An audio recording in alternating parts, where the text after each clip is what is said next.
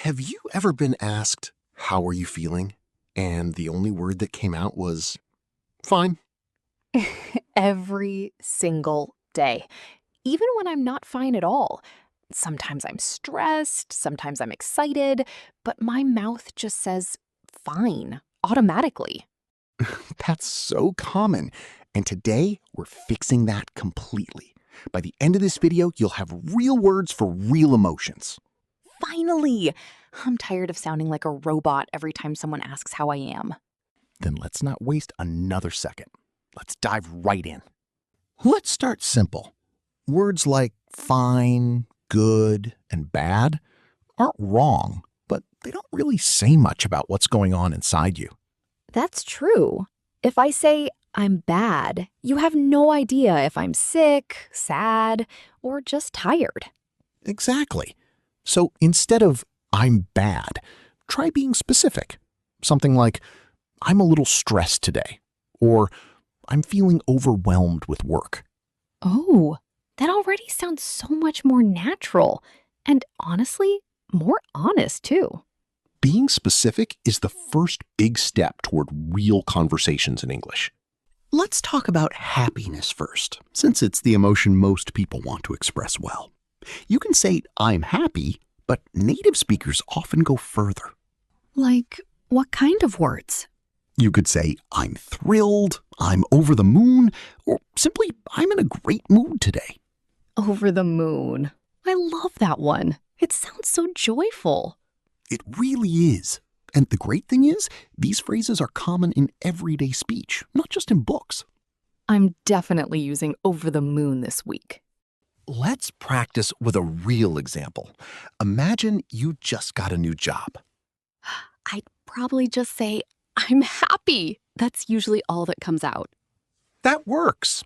But you could say something like, "I'm absolutely thrilled about this opportunity. I've been hoping for this for months." Wow, that sounds so much more professional and confident. Exactly. And it shows real emotion, not just a simple fact. I need to remember this the next time something good happens to me. Now, let's talk about sadness. "I'm sad" works, but there are softer, more natural options that native speakers use often. Give me an example, please. You could say, "I'm feeling a bit down today," or "I'm going through a rough patch right now." A rough patch. I really like that phrase. It sounds gentle, but honest. It is. It lets people know you're struggling without sounding overly dramatic. That's actually really useful for talking to close friends. Now, what about when a friend is sad? What do you usually say to them? Honestly, I never know what to say. I usually just stay quiet because I'm afraid of saying the wrong thing. That's so common. Try something simple, like, "I'm really sorry you're going through this," or "Do you want to talk about it?" Those are simple sentences, but they show you actually care. Exactly. In English, comfort doesn't need complicated words, just sincere ones. I'll definitely use those next time. Let's move on to anger. How do you usually say you're angry? I just say, I'm angry. Usually pretty loudly, too.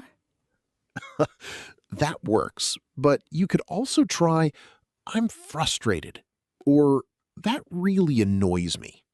Frustrated sounds a lot less dramatic than angry. It really is a softer word, and it's great for everyday situations, not just big arguments. So, when should I use angry instead of frustrated? Great question. Angry is stronger. It's for serious situations. Frustrated is more everyday, more casual. So, if my train is late every morning, Then you'd say, "I'm so frustrated. My train is always late." Not, "I'm furious." that's literally my life every single morning. And that's a perfect, natural way to describe a small daily annoyance. I feel like I finally understand the difference now. Now let's talk about fear. many learners only know the word scared. Isn't scared enough for most situations? It works, but you can also say, I'm nervous or I'm anxious about tomorrow, depending on the situation. Actually, I'm anxious about my English exam next week. That's a perfect real example and a completely natural sentence. I didn't even realize I was using the right word already. That was a perfect example. You could even go further and say, I'm a bit anxious about my exam, but I've prepared well. That sounds confident and honest at the same time. Exactly. And that's the real goal.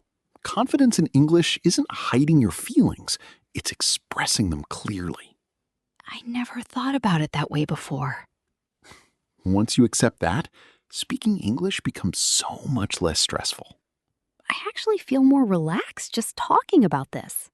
Let's talk about being tired now. Everyone says, I'm tired, right? Every single day of my life, honestly.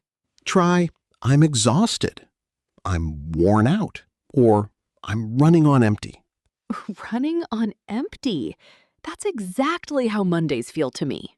It's such a visual phrase, too, like a car with no fuel left. That's such an accurate description of my whole week sometimes. These small expressions really make your English sound alive. What about when you're confused? Not about grammar, I mean confused about life. Honestly, that happens to me all the time. You could say, I'm a bit lost right now, or I'm not sure how I feel about this. That second one is so useful, especially in real, honest conversations. It is. It shows vulnerability, and people really respect that kind of honesty. I'm definitely going to start using that phrase more often. Now, here's something important.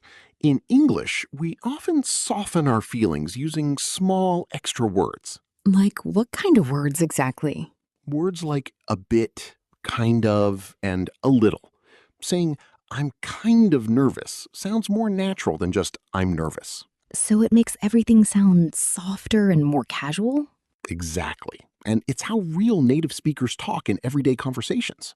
I love learning these small details. They make such a big difference.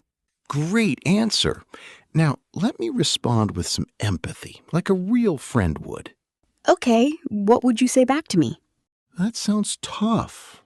Do you want to talk about it, or would you rather just relax for a while? That's such a caring, natural response. It doesn't feel forced at all.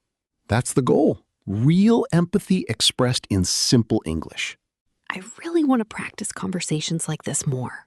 Great answer. Now, let me respond with some empathy, like a real friend would. Okay, what would you say back to me? That sounds tough. Do you want to talk about it, or would you rather just relax for a while? That's such a caring, natural response. It doesn't feel forced at all. That's the goal. Real empathy expressed in simple English. I really want to practice conversations like this more. Did you notice something interesting? We didn't use any difficult grammar in that whole conversation. That's actually the hardest part for me, being simple instead of complicated. Real English conversations aren't complicated at all. They're just honest and clear. I always thought I needed advanced vocabulary to sound good. Not true. Clear, honest, simple English always sounds more natural than complicated sentences. That's actually really relieving to hear. Here's one more important tip.